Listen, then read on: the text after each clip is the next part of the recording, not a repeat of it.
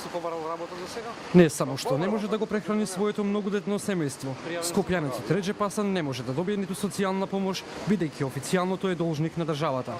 Треба да врати 54.000 денари, бидејќи пред 4 години како корисник на социјална помош примил хонорар за учество во невладин проект. Реџеп со своите 7 деца и сопруга времено е сместен во згрижувачки центар, бидејќи семејството нема кров над глава. Мене ја кратка помош ми ја кината од 4 години. Јас сум примал 20 години социјално сум примал. А сега не примал, треба ми барат 54.000 па да го вратам социјално да добиам јас. Укинувањето на социјална парична помош и барањето за враќање на парите назад е дополнителен проблем за социјално ранливите граѓани, вели Лјатиф Шиковска од невладината Амбрела.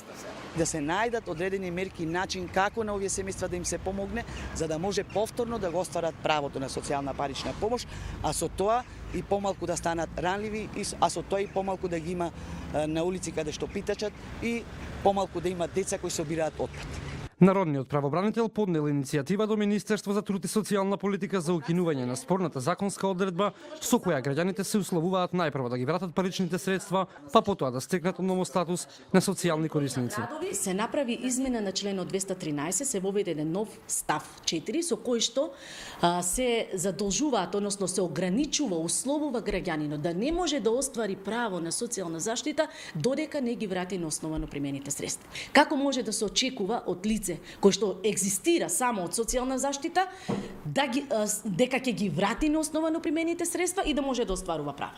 Од Министерство за труд и социјална политика информираат дека изготвен е закон за изменување и дополнување на Законот за социјална заштита, кој се наоѓа во собранинска процедура за усвојување.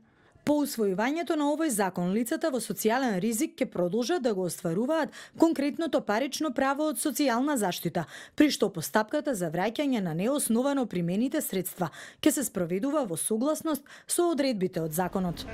Со сегашното законско решение, кое според поранешната влада требаше да донесе ред во исплатата на социјална помош, најзасегнати беа и најранливите.